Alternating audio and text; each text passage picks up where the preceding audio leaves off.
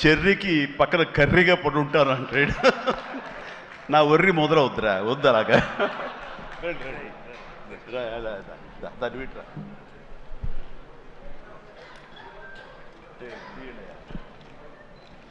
Well done నాన్న, చాలా బాగా చేశారు రా, ఎక్సలెంట్ నాన్న. ఓకేరా, రైట్ నాన్న, వెరీ గుడ్.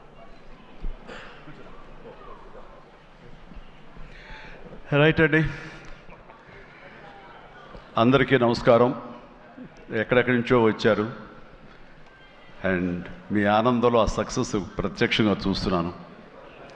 మొట్టమొదటగా ఇంత పెద్ద సక్సెస్ ఇచ్చి గత వైభవాన్ని మళ్ళీ పునరావృతం చేసినటువంటి, మాకు ఇంత ఆనందాన్ని పంచించేటువంటి తెలుగు ప్రేక్షకులు ఈ యావత్ ప్రపంచంలో ఎక్కడ ఉన్నా సరే వారందరికీ మనస్ఫూర్తిగా శిరస్సు వంచి నేను నా ధన్యవాదాలు తెలియజేస్తున్నాను. రిలీజ్ అయిన 4వ రోజో 3వ రోజో సరే ఇంట్లో నేను మామూలుగా క్యాజువల్ డ్రెస్ తోటి ఏదో టీవీలు చూస్తూ కూర్చుంటున్నాను. సక్సెస్ ఎంత అవుతుంది ఏంటని న్యూస్ వస్తుంది, ఆనందమే. చాలా హుషారుగా సుష్మిత లోపలికి వచ్చేసి, డాడీ ఇది వింటున్నావు కదా ఎంత బాగుందో అని అంటే, ఏసమ్మా ఏం డల్గా ఉన్నావేంటి, నీకు అఫ్కోర్స్ నీకు సక్సెస్ మామూలే కదా, 47 ఏళ్ళ బట్టి అనుభవిస్తున్నావు కాబట్టి పెద్ద కొత్త ఏం కాదు, కానీ మాకు మాత్రం చాలా ఎక్సైటింగ్ ఉందంటే, మరమ్మ కూర్చో, నువ్వు చిన్నప్పటి నుంచి అన్నం తింటున్నావు కదా అని అన్నం ఇవాళ తినమంటే బోరు కొట్టుకుని నేను తిననంటావా? అది అమ్మ వండిందైనా, ఆ తర్వాత భార్య వండిందైనా, ఆ తర్వాత బిడ్డలు మీరు వండిందైనా, ఏదైనా సరే మన అన్నం మన కూరలు జీవితంలో ఎప్పుడు బోరు కొట్టదమ్మా. మళ్ళీ నెక్స్ట్ డే మార్నింగ్ దానికోసం అరువులు చూస్తుంటాం, ఇదే ఆకలి అవుతుంది, ఎప్పుడు అన్నం పెడతారా అని ఉంటారు. కాబట్టి అమ్మ అన్నం ఎప్పుడు బోరు కొట్టవమ్మా. అలాంటిది ఆ సక్సెస్ అన్నది కూడా అలాంటిదే నాకు.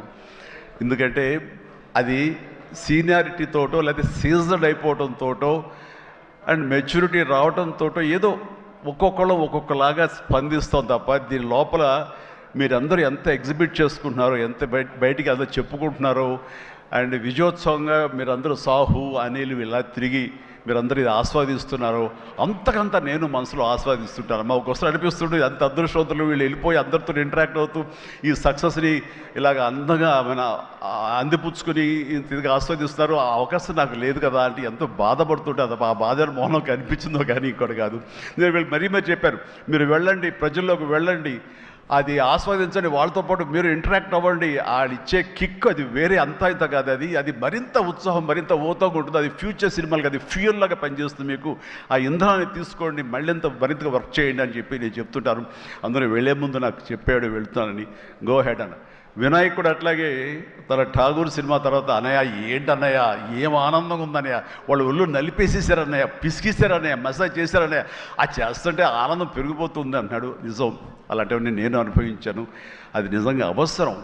ఈ రోజున అలాంటి ఉత్సాహం చాలా సంవత్సరాల తర్వాత మళ్ళీ ఆ స్టేజ్ మీద ఎప్పుడో 2-3 దశాబ్దాల ముందు ఇలా ఇచ్చిపుచ్చుకోవటాలు, షీల్డ్స్ ఇచ్చిపుచ్చుకోవటాలు అనేవి మనం ఎప్పుడు చూడలేదు. అలా ఎగ్జిబిటర్స్కి, బయ్యర్స్కి, డిస్ట్రిబ్యూటర్స్కి ఇలా మా చేతుల మీదుగా స్టేజ్ మీద ఈ రకమైన కళకళలాడుతూ జరుగుతుంటే కనుక వా, గత వైభవాన్ని మళ్ళీ వింటేజ్ చిరంజీవినే కాదు, వింటేజ్ ఫంక్షన్ సెలబ్రేషన్ కూడా తీసుకొచ్చిన ఘనత అనిల్ రావుపూడిది. So thank you so much. నాకైతే అది నాస్టాలజీ. అలాగే కొంచెం ఓపిక్గా ప్రతి ఒక్కళ్ళని ఆనందపరిచేలాగా షీల్డ్స్ ఇచ్చిపుచ్చుకోవటం, ఆ షీల్డ్స్ ఇంటికి వెళ్ళిన తర్వాత అక్కడ అలమారలో పెట్టుకుంటే అది చూసినప్పుడల్లా ఎన్నో స్మృతులు గుర్తుకొస్తుంటాయి. అలాంటిది మళ్ళీ తిరిగి ఇలాగ రావటం, ఆ ఆనందాన్ని అందివ్వటం చాలా చాలా సంతోషం. అండ్ ఇందాక రాఘవేంద్ర వెళ్ళిపోయారు, ఆయన ఉండగా మాట్లాడేసింది. అనిల్ని చూస్తుంటే వర్కింగ్ స్టైల్ కానీ, ఆర్టిస్ట్ తోటి ఇంటరాక్ట్ అవ్వటం కానీ, వాళ్ళని మంచి గుడ్ హ్యూమర్లో పెట్టడం కానీ, ఇవన్నీ చూస్తుంటే నాకు 100% రాఘవేంద్రరావు గారే గుర్తుకొచ్చేవాళ్ళం. అండ్ ఇందాక ఆయన చెప్పినట్లుగా నాకు రాఘవేంద్రరావు గారే అనిల్ రావుపూడిని పరిచయం చేశారు.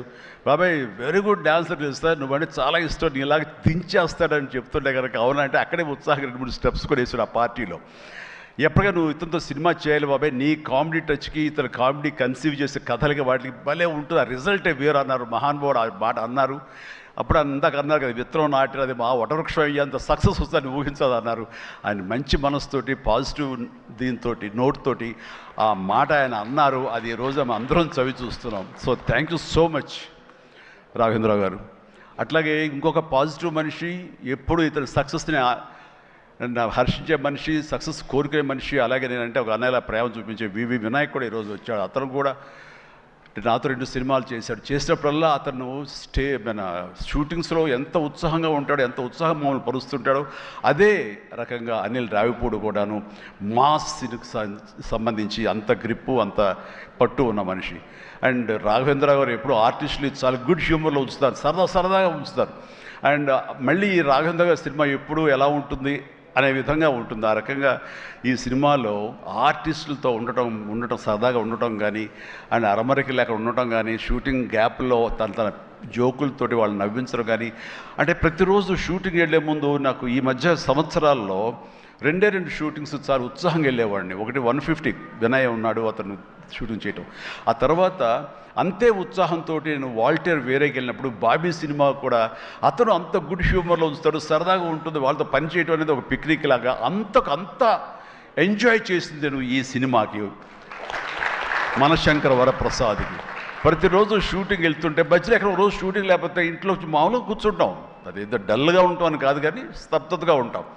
అండ్ అబ్బా మీరు షూటింగ్ వెళ్తేనే హుషారుగా ఉంటారు, ఇంట్లో ఉంటే ఏదోలా ఉంటుంది, ఏ షూటింగ్ లేదో త్వరగా పెట్టమని చెప్పండి అనిల్ని అని సురేఖ అంటుంటే నేను నిజంగా అంటుంది. అదే చెప్పాను లాస్ట్లో షూటింగ్ అయిపోయిన రోజున ఎలాంటి ఫీలింగ్ అంటే, ఒక స్కూల్ విడిచేసి వేరే చోటకి ఎడ్యుకేషన్ కోసం అందరూ విడిపోయి ఆయా ప్లేసెస్కి వెళ్ళిపోతాప్పుడు ఇదో తెలియని బాధ, తీపి బాధ ఒకటి మనసులో ఇదిగా ఉంటుంది.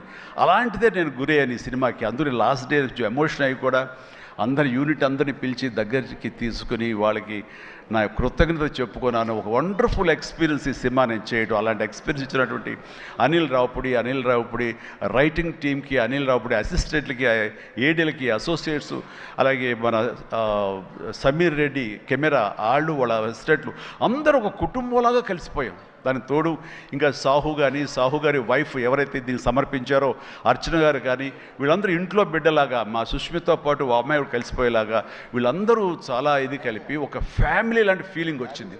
నేను ఎప్పుడు ఒకటి నమ్ముతాను, నాకు కానీ రాఘవేంద్ర గారు కానీ, నాకు కానీ కేఎస్ రామారావు కానీ, ఇలా చాలామందితోటి ఫ్యామిలీ అన్న ఫీలింగ్ వచ్చి డైరెక్టర్లకి, ఆర్టిస్టులకి, నిర్మాతకి ఒక మంచి గుడ్ రిలేషన్ ఉండి, గుడ్ ఎమోషన్ కనుక సినిమా ప్రాసెస్ అప్పుడు జరుగుతున్నప్పుడు ఉంటే కనుక దాని రిజల్ట్, దాని ఇంపాక్ట్ ఖచ్చితంగా సినిమా మీద ఉంటుంది. అది నేను అనుభవిస్తూ నా స్వయం అనుభూతో ఉన్నాను.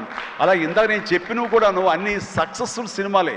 మిగతా సినిమాలకు వచ్చిందంటే ఏదో వర్రీగా, ఏదో డౌట్గా, ఏదోలా ఉంటుంది. కాబట్టి నేను తప్పు నా మీదే వేసుకుంటాను, కానీ ఒకళ్ళ మీద నెట్టను నేను. అది కానే కాదు. కానీ నాలో ఉండే జోష్ ఇంట్లో ప్రత్యక్షంగా చూశారు కాబట్టి, అలాగే ప్రత్యక్షంగా సినిమా సెట్స్లో వీళ్ళు చూస్తారు కాబట్టి నేను ఇది ధైర్యంగా చెప్పగలుగుతున్నాను. అందుకని ఏ సినిమా అయినా సరే కష్టపడే పనిచేస్తాం, ఏ సినిమా అయినా సరే ఇష్టంతోనే పనిచేస్తాం. కానీ కొన్ని సినిమాలు ఎగ్జైట్మెంట్ ఇస్తాయి, కొన్ని సినిమాల రిజల్ట్ అలాగే ఉంటుంది. అలాగే ఈ సినిమా ఇంత రిజల్ట్, ఇంత వెరీ గుడ్ విజయం మాకు లభించినందుకు, మాకు ఇచ్చినందుకు, దాంట్లో మధ్యలో ఒక వారధల్లాగా పనిచేస్తున్నటువంటి బయ్యర్లకి, డిస్ట్రిబ్యూటర్స్కి, ఎగ్జిబిటర్స్కి, ఈ కళకళలాడుతూ ఈ సంక్రాంతి ఇంత బాగా ఉందంటే అందులో ప్రధానమైన కారణం ఈ సినిమా. అందుకని ఈ సినిమాకు సంబంధించిన సంబంధం ఉన్న 50 మంది బయ్యర్లకి, వాళ్ళందరికీ కూడా నా హృదయపూర్వక ధన్యవాదాలు, అభినందనలు తెలియజేస్తాను.